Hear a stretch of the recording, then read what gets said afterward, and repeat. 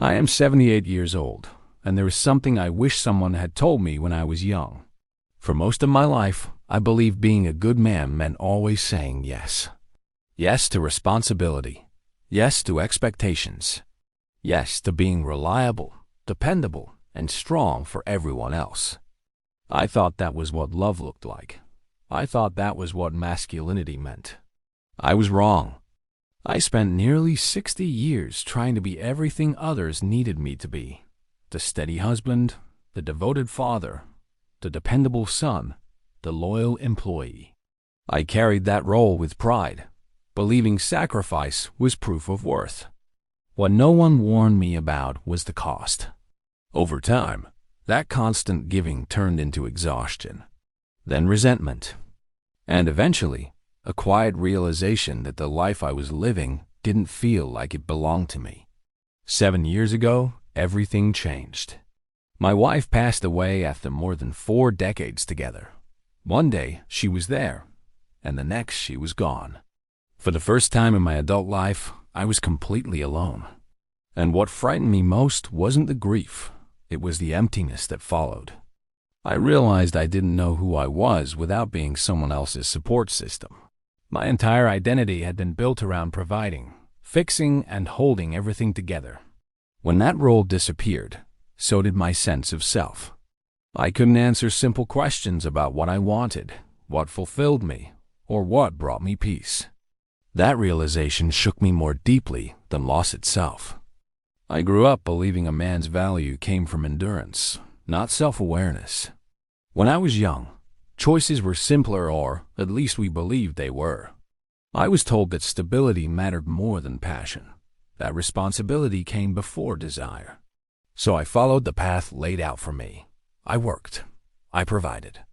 I stayed steady. I told myself fulfillment would come later. There was always a reason to wait. When I was 35, I dreamed of going back to school, of studying subjects I loved, of exploring ideas beyond survival. But there were bills to pay, children to raise, obligations to meet.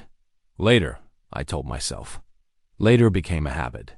Each stage of life brought a new excuse to postpone myself, and I accepted it without question. Years passed quietly that way.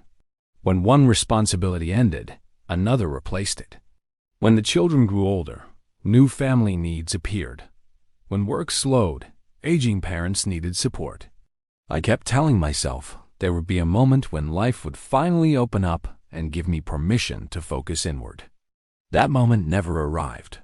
And then, suddenly, there was no one left to wait for.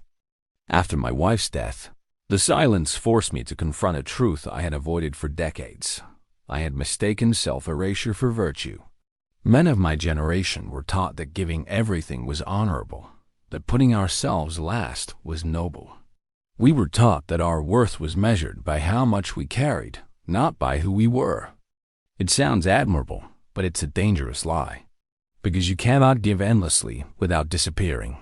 You cannot build a life around service alone and expect fulfillment to magically appear.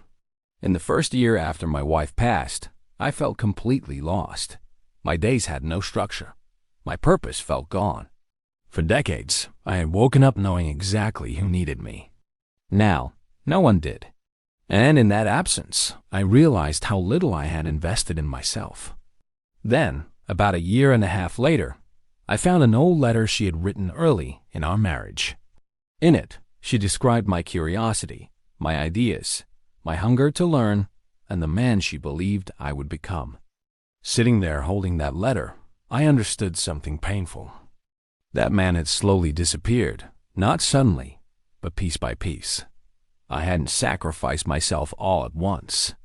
I had done it politely, responsibly, year after year, telling myself it was the right thing to do. That was the moment I made a decision. At 72, I decided it wasn't too late to reclaim myself. I enrolled in classes I had always wanted to take. I began traveling, even if only small trips at first. I learned how to say no without explaining myself. And something unexpected happened. The world didn't collapse. People adjusted. And for the first time in my life, I felt lighter, more present. more alive. I began to understand that boundaries are not selfish. They are necessary. That choosing yourself doesn't mean abandoning others. It means finally showing up whole. Now, at 78, I finally understand who I am not as a provider, not as someone's support system, but as a man with his own inner life. I know what interests me. I know what drains me. I know what deserves my time and what doesn't. But there is a painful truth I can't escape. I learned this far too late. I spent nearly 60 years living according to expectations instead of intention. 60 years shrinking my own needs to make room for everyone else's. 60 years believing that wanting more for myself was selfish or irresponsible. And those years are gone forever. Time doesn't return what you misunderstand. This is the part no one prepares you for. Regret isn't loud. It's quiet. It shows up in moments of stillness, when there's nothing left to distract you. It shows up when you realize how many dreams you postponed until they no longer felt real. I don't regret loving my family or supporting the people who depended on me. I regret believing that those things required my disappearance. I regret not understanding that you can be present for others without abandoning yourself. When I look back, I see how often I told myself I'd begin later after retirement, after things calmed down, after responsibilities eased. But life never becomes calm. There is always another obligation, another reason to wait, another person who needs something from you. And if you let it, that pattern will consume your entire life.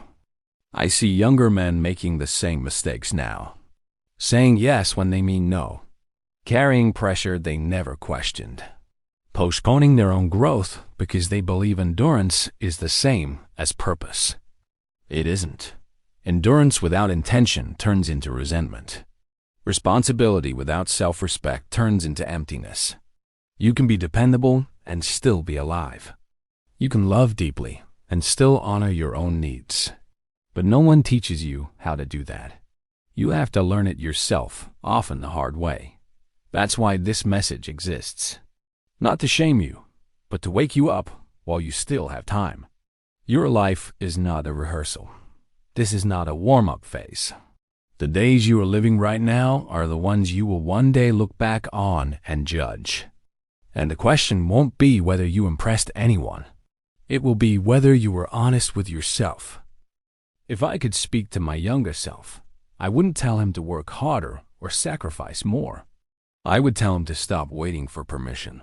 Permission to change. Permission to rest. Permission to want something different. That permission never arrives. No one taps you on the shoulder and tells you it's finally your turn. If you don't claim your life, it will be quietly spent on behalf of everyone else. I know the objections already. Responsibilities, family, stability, being a good person. I believed all of that too. And I'm telling you now, you can meet your responsibilities without erasing yourself. You can support your family without resenting them. You can be reliable and still be real.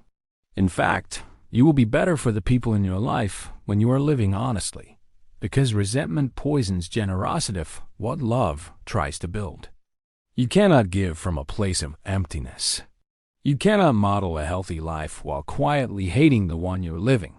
Men of my generation were taught to be silent, to endure, to carry weight without complaint. We did it so well that many of us vanished inside our own lives.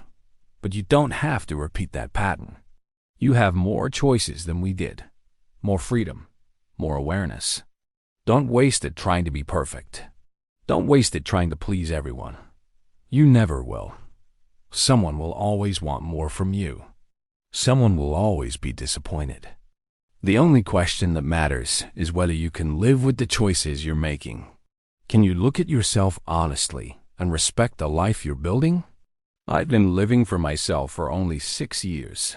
6 out of 78. And they have been the fullest years of my life. I'm calmer, clearer, more myself than I ever was at 30. I am finally free, not because I have nothing left to give, but because I stopped giving myself away. I would give anything to reclaim the decades I spent waiting. But I can't. What I can do is tell you this. You still have time if you start now. Not later, not when things settle, not when everyone else is taken care of. Now, your life is happening in this moment. The choice is yours. Don't wait until you're 78 to realize it.